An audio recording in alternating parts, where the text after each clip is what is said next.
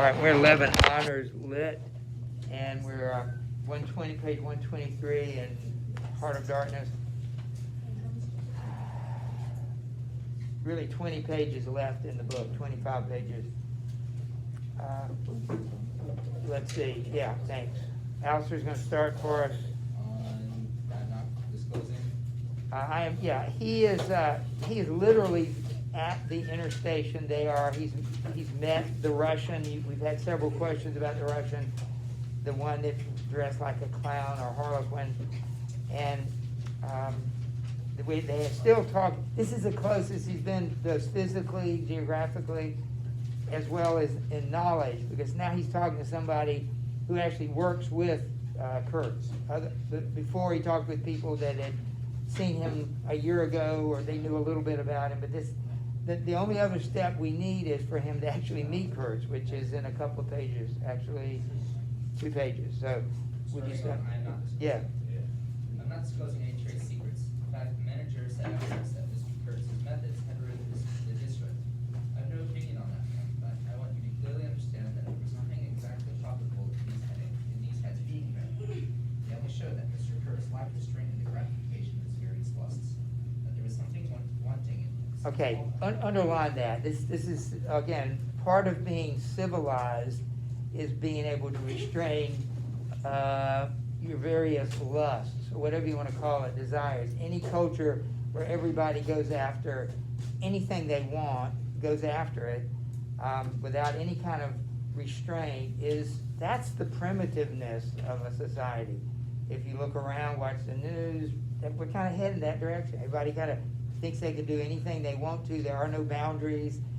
Now all boundaries have been stripped away, and I think in doing so, we're seeing it right here in Heart of Darkness. In the middle of Africa, with nobody around, Kurtz could do whatever he wanted to. He could be whatever he wanted to.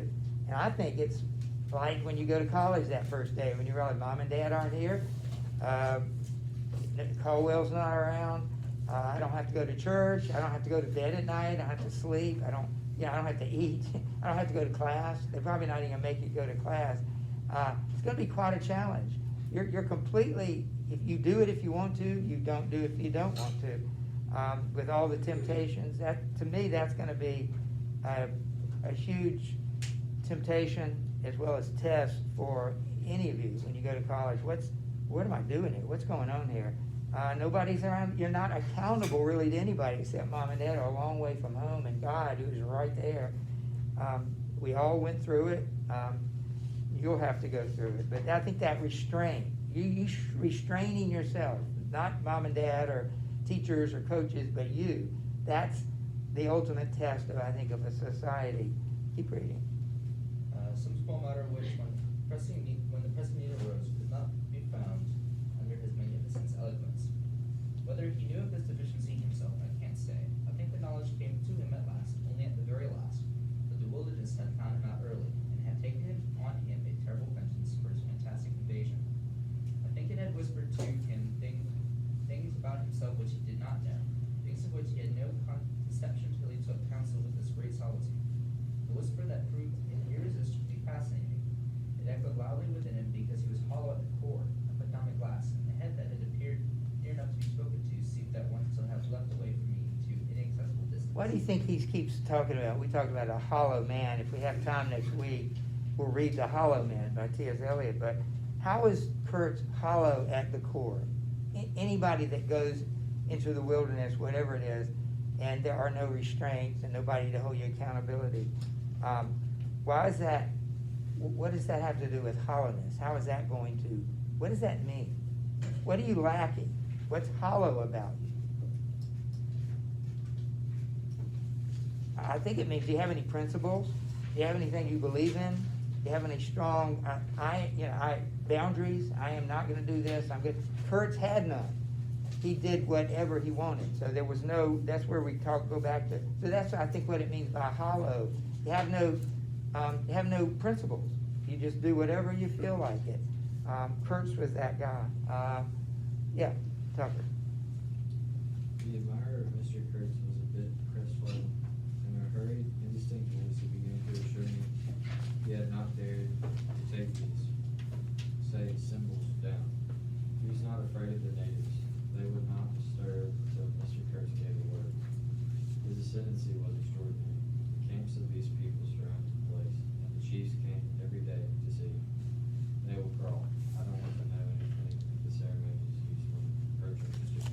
All right, so while we're here, look at the question, question 12.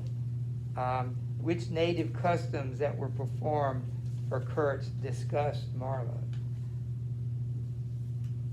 He just read it. What would the chiefs do?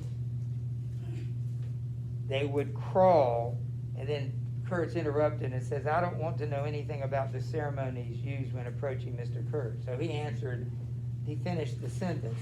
In Mr. Kurtz's presence, you don't bow, you don't salute, you don't shake hands. You get down and you crawl to Mr. Kurtz. Again, it's a total act of being demeaned and humiliated. No human being should crawl before another one unless, well, none at all. Before God, we're going to want to crawl, but he'll say stand up. But our inclination will be to be down as low as we can. Keep going. Curious, this feeling that came over me that such details would be more tolerable with those heads drying on the stakes under Mr. Kurtz's windows. After all, that was only a savage sight. Well, I seemed at one bound to have been transported in some lightless region of subtle horrors, where pure, uncomplicated savagery was a positive relief. Being something that had a right to exist, obviously, from the sunshine. The young man looked at me with surprise. I suppose it did not occur to him that Mr. Kurtz was no idol of mine. He forgot I hadn't heard any of these splendid monologues on, what was it? On love, justice, and conduct of life, or whatnot. If it had come to crawling before Mr. Kurtz, he crawled as much as the veriest savage of them all. I had no idea of the conditions, he said. These heads were the heads of rebels. I shocked him excessively by laughing. Rebels. Then enemies, criminals, workers, these were rebels. Those rebellious heads looked very subdued to me on their sticks. You don't know how such a life tries a man like Kurtz, who tried Kurtz's last disciple. Well, I said, I am a simple man. I have no great thoughts. I want nothing from anybody. How can you compare me to? His feelings were too much for speech, and suddenly he broke down. I don't understand, he groaned. I've been doing my best to keep him alive. That's enough. I had no hands on him. I had no abilities. There was no drop of medicine or a mouthful of value for my tear. He was shamefully abandoned. A man like this, with such ideas, shamefully. I haven't slept for the last 10 nights. Thank you. Jeff? His voice lost itself in the calm of the evening. The long shadows of the forest had slipped downhill, while he had gone far beyond the ruined hovel, beyond the symbolic row of stakes.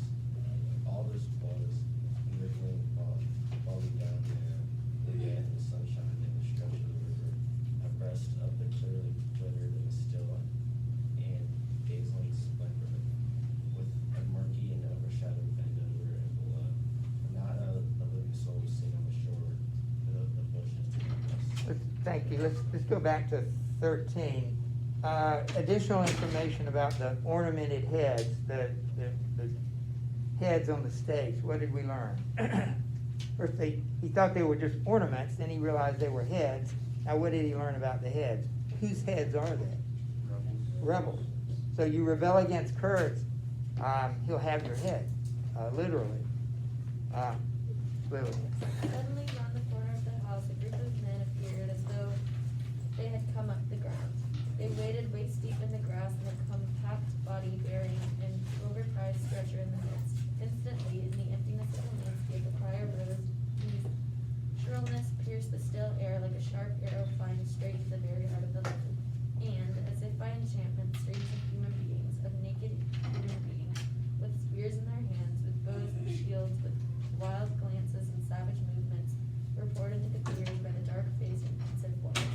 The bushes shook, the grass swayed for a time, and then everything stood still in a tint of immobility. All right, we're on 125. All right, well, you get to meet Kurtz for the first time. Notice it's 24 pages to the end of the book. Yeah. Now, if he does not say the right things, then we are all done for. But the Russian idol, not of men, the stretcher had stopped to his top.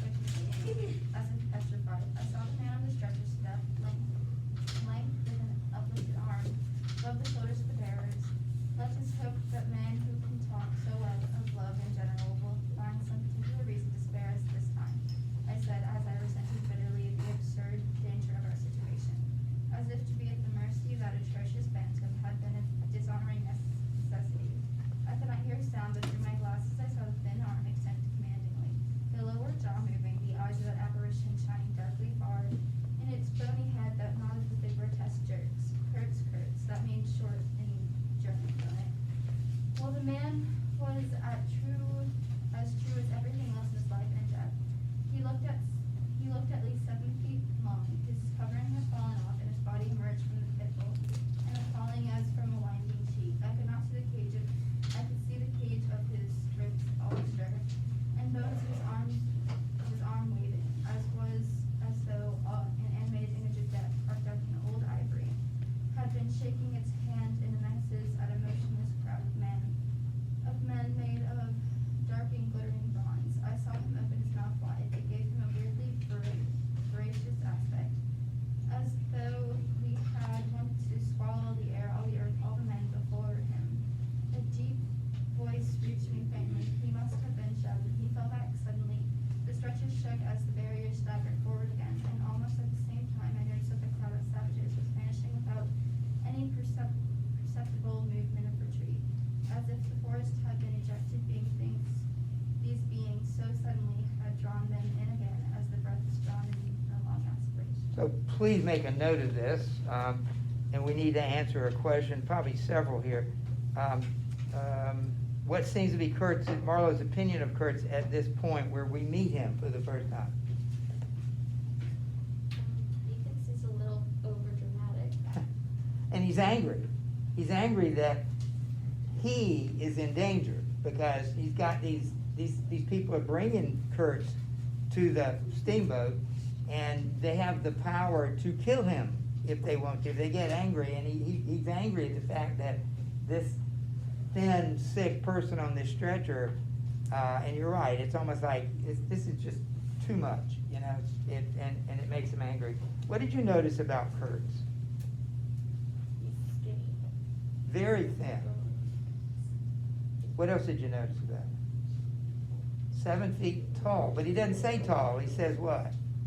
Long, because he's on a stretcher.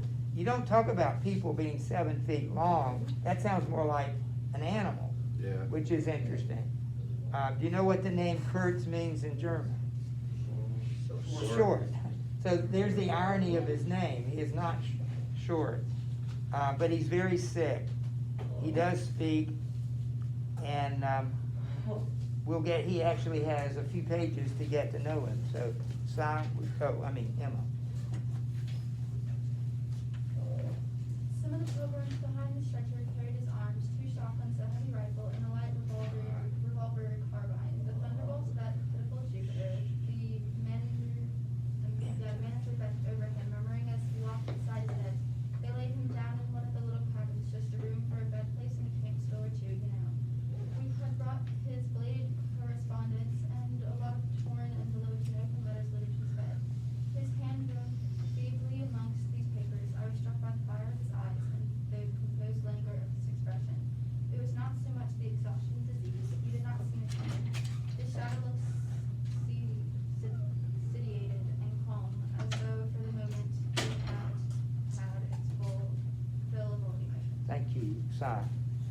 He rustled one of the letters and looking straight in my face said, "I'm glad somebody had been writing to him about me. His special recommendations were turning up again." Oh, pause just a minute. Highlight, I'm glad. That's literally the first time we hear Kurtz's words in the book. And he's supposed to be a man who, that's the thing about him, his words, and it's the first time we hear him. Go ahead. The volume of tone he emitted without effort, almost without the trouble of moving his lips, amazed me. A voice. It was grave, profound, vibrating, while the man did not seem capable of a whisper. However, he had enough strength in him, factitious no doubt, to very nearly make an end of us. As you shall hear directly. Okay, so look at the next question, question 15.